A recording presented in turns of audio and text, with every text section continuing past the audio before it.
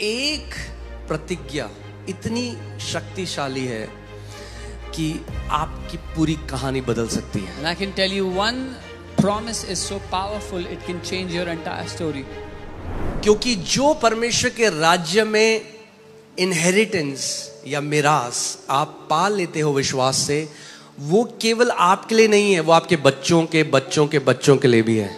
Because the inheritance that you obtain, you receive in the kingdom is not just for you, but also for your children and their children and their children after them. क्योंकि वचन में लिखा है आशीष इतनी शक्तिशाली है कि एक आशीष 1000 पीढ़ी तक आगे जाती है. Because the Bible says a blessing is so powerful that it goes down to 1000 generations. So अगर मैं वचन के हिसाब से देखूं, So if I तो look at जिस प्रतिज्ञा को मैं पा लूंगा, मैंने अपनी 1000 पीढ़ियों को बदल दिया यीशु के नाम में. So if I look at it from the word, any promise that I have obtained, my 1000 generations have been transformed by them. Okay? इसीलिए अगर आप कलीसिया में आए हो, आपका नंबर 1 मोटिव जो है वो है खुदावन मैं तेरे घर में आया हूं जहां तेरा बीज छितरा जाता है. मैं वो भूमि अच्छी भूमि बनूं कि जब ये बीज मेरे कान के द्वारा होते हुए मेरे हृदय में प्रवेश करे तो वो 100 गुना फल लेकर आए. So when you have come to his house today, your number 1 aim, your number 1 goal is to receive that word which is being spread here, that seed would go from your ear into your heart. तो चलिए वचन में चलते हैं. Let's go into the word. दूसरा पत्रस 2 Peter 1:3 and 4. दूसरा पत्रस 1 उसका 3 और 4. As his divine power has given to us all things that pertain to life and godliness. क्योंकि उसकी ईश्वरीय सामर्थ्य ने वो सब कुछ जो जीवन और भक्ति से संबंध रखता है हमें दिया है. मैं चाहता हूं आप ध्यान धर कर वचन को देखो, वचन को सुनो. इसमें क्या लिखा है? जो कुछ जीवन और भक्ति से संबंध रखता है उसने हमें दिया है, दे दिया है. Whatever pertains to life and godliness, he has given to us. अधिकतर मसीह आज भी क्या कर रहे हैं? प्रार्थना में गिड़गिड़ा रहे हैं कि कैसे करके मैं उस परमेश्वर को मनाऊं. प्रभु तू कितने में मानेगा? क्या 3 दिन के उपवास में मानेगा, या 10 दिन के उपवास में मानेगा, या 40 दिन के उपवास में मानेगा? Most Christians are trying to convince God. They are bargaining with him. Lord, what can I do to make you convinced about this? 3 days fast would do, 40 days fast, what can I do? क्योंकि बहुत सारे मसीहों को लगता है परमेश्वर के पास सामर्थ तो है करने की, सब कुछ कर सकता है, बट मेरे लिए नहीं कर रहा क्योंकि अभी वो माना नहीं है. तो मेरा काम अब क्या है?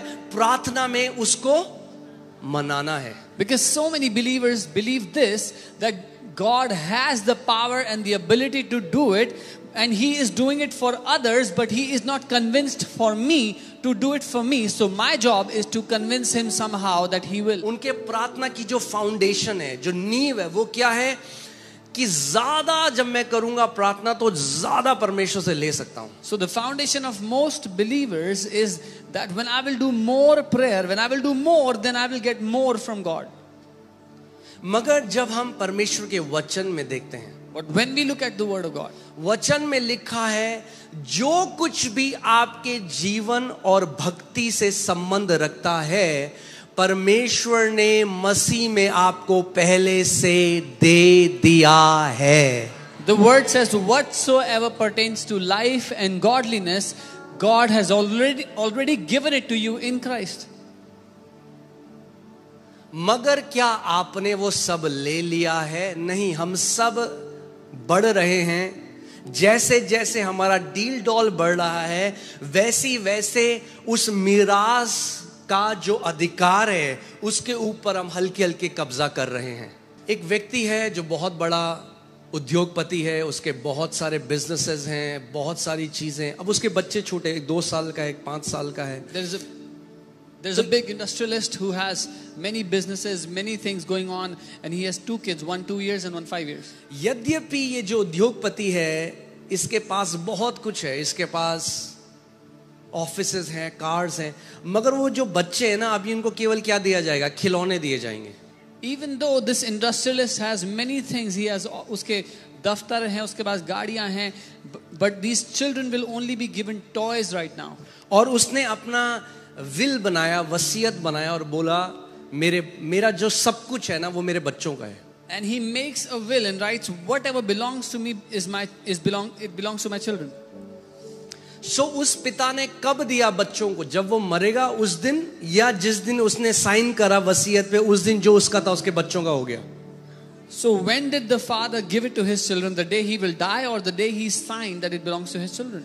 जिस दिन उसने वसीयत लिखी वो सब कुछ जो उसका है उसके बच्चों का हो गया. फिर भी बच्चे, क्योंकि वो बच्चे हैं, उस मिरास पर अधिकारी नहीं हो सकते. The day he wrote the will, everything then belonged to the children, but because the children were little, they could not inherit what was given to them. So just because God has given you an inheritance that is glorious does not mean that you have possessed that inheritance. सिर्फ इसलिए कि परमेश्वर ने आपको एक ऐसी विरासत दी है जो महिमा से भरी हुई है, उसका ये अर्थ नहीं है कि आपने उसको पा लिया जो उसने दिया आपको. अब सोचो वो छोटे बच्चे हैं, वो पापा से कह रहे पापा कब दोगे, पापा जो हमारा है हमें दो. वो कहेगा बेटा सब दे दिया है तुम्हें, जो मेरा है सब तेरा है. Now imagine the little kids are begging and asking their father, when will you give to us? He says, whatever is mine is yours, I've given it to you. So now I'm teaching you a different kind of prayer. अब मैं आपको एक अलग तरीके की प्रार्थना सिखा रहा हूँ. Now when we pray, our motivation is not to convince God to give things to us. अब जब हम प्रार्थना करते हैं तो हमारा प्रोत्साहन परमेश्वर को राजी कराना, मनाना नहीं है कि वो हमें कुछ दे. Now when we pray, our focus is to grow up in maturity so that we can rule and reign with our Father. पर अब जब हम प्रार्थना कर रहे हैं, हमारा फोकस इस बात पे है कि हम परिपक्व हो सके, बढ़ सके, मजबूत हो सके, ताकि अपने पिता के साथ हम राज्य कर पाएं. Okay? So अब मैं जल्दी से इसमें आता हूँ. He has given to us all things. How many things? उसने हमें सब वस्तुएं दे दी हैं. कितनी वस्तुएं? सब. But you don't know what all means in Hebrew. पर आपको ये नहीं पता कि सब का मतलब इब्रानी में क्या होता है. And you don't know what all means in Greek. और सब का जो मतलब यूनानी में क्या होता है अभी आपको पता नहीं है. All in Hebrew, are you ready? Means all. सब का जो अर्थ है इब्रानी में वो होता है सब. And all in Greek means all. और यूनानी में सब का अर्थ होता है सब. So if you already know that, why don't you believe it? तो अगर ये पहले से पता है तो मान क्यों नहीं लेते हो? He has already given you all things. उसने पहले ही आपको सारी चीजें दे दी हैं. But hear this. सुनिए, It is through the knowledge of Him.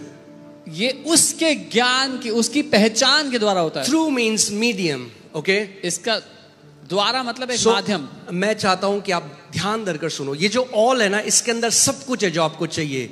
Healing, salvation, promotion, So in this all protection, is everything you will need. चंगाई, promotion, सुरक्षा, जो चाहिए, whatever you need. it's in this all. वो सब इस जो आपको में शामिल परमेश्वर से चाहिए इस all के अंदर है. whatsoever you need from God is already inside this. मगर ये आएगा, it will come through the medium. Medium को हिंदी में क्या बोलेंगे? माध्यम. जो माध्यम है जिसके द्वारा ये सब कुछ जो पहले से आपका है ये आपके पास आएगा, वो है through the knowledge of Him. Whatever is already been given to you in this all, it will come to you through the knowledge of Him. उसकी पहचान के द्वारा, उसके पहचान के ज्ञान के द्वारा. यानी प्रकाशन के द्वारा. ये प्रकाशन केवल किताबी ज्ञान नहीं है, ये प्रकाशन के द्वारा. जब आप उस प्रकाशन को समझ लेंगे तो जो पहले से आपका है उस प्रकाशन के द्वारा आपके पास आएगा. So this revelation is not bookish knowledge, but this revelation reveals what is already given to you, and through that you receive it. एक परिवार था जो साउथ अफ्रीका से अमेरिका गया, या अमेरिका से साउथ, कहीं तो मैंने पढ़ा था. उनके पास जो पैसा था, क्योंकि उस जगह अकाल पड़ा, Whatever money they had, because they थोड़ा had सा a पैसा drought. था. एक पिता, माता, उनके 2-3 बच्चे. The parents and they had 2-3 kids. जो उनके पास पैसा था, उससे उन्होंने 5 टिकट खरीद लिए। Whatever money they had, they bought 5 tickets with it. 3 दिन की जर्नी थी। It was a 3-day journey. और नाव में, बड़े जहाज में वो बैठ गए। And they were in a big ship. और जब खाना खाने का टाइम आता, बच्चे कहते पापा हमें भूख लग रही है। And when it was time to eat food, the kids would say, we are hungry. सो पिता कहता बेटा बस 3 दिन रुक जा। The father would say, just wait जब for मैं 3 इस more नए days. जगह जाऊंगा, मैं नौकरी करूंगा, कुछ काम करूंगा, जो दिहाड़ी मिलेगी उससे तुम्हारे लिए सबसे पहले कुछ खाने को When I will go to this new place, I will get a job, earn some money. The first thing I will do is give you something to eat. तो वो बच्चे क्या करते कि वो जाके जहां पे उनका खाना था वहां शीशे के पास खड़े हो जाते और सबको खाना खाते हुए देखते। So those kids, they would go and stand outside the window of where they would have the buffet, and they would look at people eating food. और वो रोते हमारे पास खाने को नहीं है। And they would cry that we have no और food जब to eat. तीसरा दिन हुआ And when the तो third day कैप्टन came, जा रहा था डेक से the captain was passing और by ये the deck, व्यक्ति वहां खड़ा था and this man was standing there. और उसने कहा कि भाई सारे परिवार दिखते हैं, तू कहाँ है? And the captain said, I've seen all the families, I've never कौन seen कौन है you. तेरे परिवार में? सब मैं, Who all मेरी are in बीवी, your मेरे family? 3 बच्चे हैं। He said, me, my wife and 3 तो kids. बोला खाना खाने क्यों नहीं आता तू? He said, why don't you come and eat? तो उसने कहा कैप्टन साहब हमारे पास कोई पैसा नहीं है। He said, Captain, we have no money. उसने कहा बेवकूफ, तेरे टिकट में सारी मील्स इंक्लूडेड थी, नाश्ता, लंच, डिनर इंक्लूडेड था। He said, you fool, in your ticket all the meals were included, breakfast, lunch and dinner. सो क्या चाहिए हमें आज? प्रकाशन चाहिए। So what do we need गिड़गिड़ाना today? नहीं है, क्या चाहिए? प्रकाशन चाहिए। We need revelation, not किस चीज का begging. प्रकाशन चाहिए? कि पहले से हमारा क्या है। What revelation do we need? What is already ours? जैसे कि जब तक मुझे ज्ञान नहीं था, जब मैं कर्जों में था, जब मैं गरीबी में था, तो मुझे लगता था ये परमेश्वर की इच्छा है मेरे लिए। When I did not have this knowledge and I was in debts, I was buried under things, I used to think this is God's will for me. सो यद्यपि परमेश्वर ने मेरे लिए सब कुछ रख दिया था, Even though God had kept everything for me, मगर क्योंकि मुझे उसका ज्ञान नहीं था, तो जो मेरा था वो मेरे पास नहीं आ रहा था। but because I did not have the knowledge of God, what was mine did not come to me. सो इससे पहले कि मैं परमेश्वर को मनाऊं उस चीज के लिए जो पहले से उसने मुझे दे दी है, मेरा अब मकसद क्या है कि मैं उस ज्ञान में बढ़ूं कि परमेश्वर कौन है, उसने मेरे लिए क्या किया और आज वो प्रतिज्ञाएं मेरे लिए क्या हैं। So even before I try to convince God to do something for me, I must first grow in the knowledge of who God is and what He has given to me, what He has done for me. तो जब मैंने वचन पढ़ा, यहोवा मेरा चरवाहा है, मुझे कोई घटी ना होगी, मैंने कहा 1 मिनट रुको। When I read the word that the Lord is my shepherd, I shall not be in want. I said, hold मैंने on. कहा भैया धार्मिक लोग तो कहते हैं क्योंकि तुम ये यहोवा की सेवा कर रहे हो वो तुम्हें कमी से लेके जाएगा। I said the religious people say that because you are serving God, He will take you through lack. मगर वचन कह रहा है क्योंकि यहोवा मेरा चरवाहा है, मुझे कोई घटी नहीं है। But the word is saying, because the Lord is my shepherd, I have no lack. तो क्या आने लगा? प्रकाशन आने लगा। So what started to come? Revelation started जब to come. प्रकाशन आने लगा कि यहोवा मेरा चरवाहा है, When चरवाहे का revelation, मतलब जो एक भेड़ होती है, जब उसके साथ चरवाहा होता है तो उसको टेंशन नहीं लेनी कि पानी कहां से मिलेगा, घास कहां पे मिलेगी, चरवाहा देगा सब कुछ। जिस दिन अपना पूरा आपने अवेयरनेस उस पर डाल दिया, मेरी जॉब मेरा चरवाहा नहीं, यहोवा मेरा चरवाहा है, उस दिन क्या होगा? हल्के हल्के कमी घटी से यहोवा आपको निकाल कर बहुत आयत में ले जाने लग जाएगा।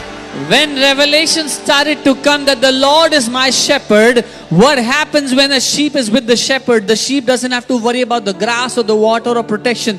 The shepherd will provide it all. When you have this revelation, this shepherd will lead you from lack into abundance gradually.